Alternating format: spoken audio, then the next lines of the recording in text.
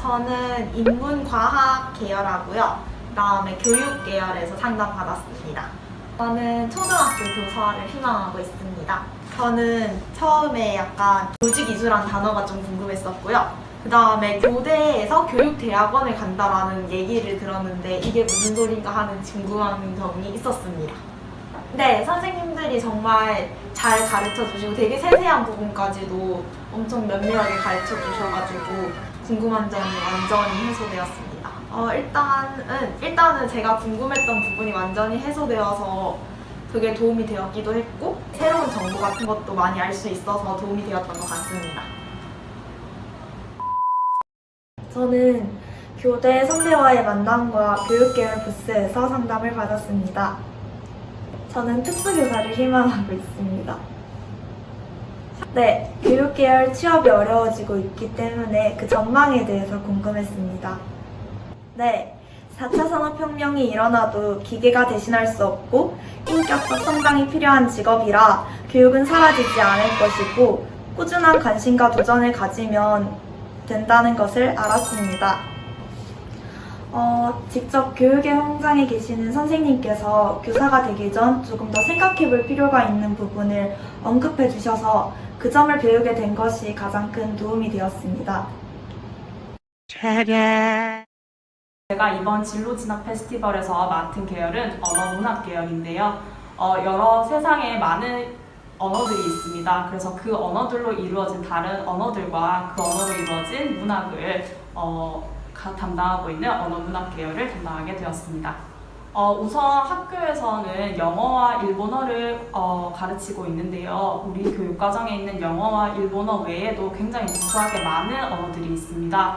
그렇지만 그 언어들을 우리가 능숙하게 말하기는 조금 힘들겠죠. 그래서 언어문학 계열에 진학하고자 하는 친구들이 해야 할 노력으로는 그 언어를 말하는 문화권의 문화를 조금 배워보는 게 어떨까 싶습니다. 그래서 그 언어권의 문화를 배우기 위해서는 우리 다양한 책들과 그리고 다양한 영상 매체들이 많이 있죠. 그런 것들을 통해서 문화 습득을 먼저 해보는 게 좋을 것 같습니다.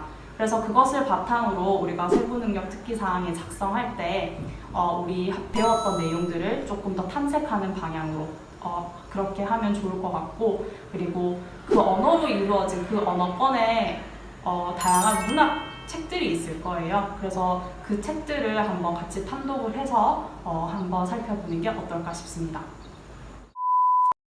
네, 저는 상경 계열을 담당했고요. 상경 계열 같은 경우는 무역학과, 경영학과, 경제학과 이런 이제 상업과 관련된 학과들을 다루는 계열을 말하는데 취업과 관련된 길이라고 한다면 대표적으로 가장 기업에 취직하기 쉬운 그런 학과로 알고 있습니다. 그래서 대부분의 이제 기업에 입사하는 지원자들의 출신 전공을 살펴보면은 대부분 경영대학인 경우가 대부분이고요. 회계사를 준비하는 경우가 굉장히 많습니다. 특히 이 회계사를 하려면은 공인회계사 자격증, 다시 말해서 CPA가 있어야 되는데 이 CPA 같은 경우는 굉장히 따기가 어려운 걸로 알고 있어요. 그래서 CPA 같은 경우 통과하고 나면은 이제 회계사로서 활동을 할 수가 있는데 회계사 같은 경우에는 이제 어느 안정된 직장에 속하는 게 아니라 이제 어느 기업과 이제 계약을 맺어서 그만큼 자기의 연차를 쌓은 다음에 스스로 자기의 가치를 올리는 그런 직업이라고 할 수가 있습니다. 그래서 이런 회계사 말고도 기업에 이제 취업을 하거나 또는 창업을 하는 등 정말 다양한 길이 있다고 얘기할 수 있겠습니다. 이 계열에서 해당 전공을 잘 살릴 경우에는 대학교 교수라든지 또는 기업이나 공공기관 등의 연구자가 될 수 있습니다. 다만 이런 경우에는 경우에 따라 다르겠지만 교수 같은 경우에는 박사급이 되어야 하고요.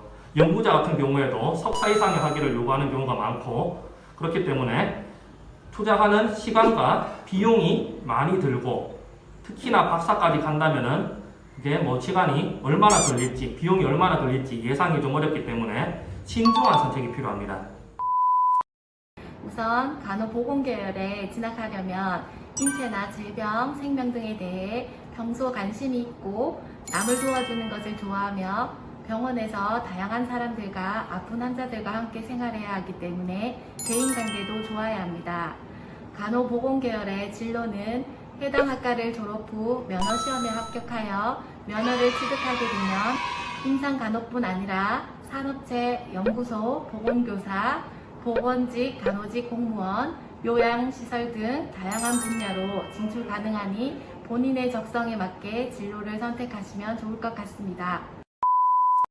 사범대 출신 학생들이 2급 전교사 자격증을 받아서 이제 중고등교사 시험을 칠 수 있는 자격을 얻는, 이것 말고도 교육대학원을 수료해서 교육대학원을 졸업하고 난 다음에 전교사 자격증을 가지고 시험을 치르는 사람도 있고, 또 교직이수 제도를 활용해 가지고 교사 자격증을 받는 사람도 있습니다.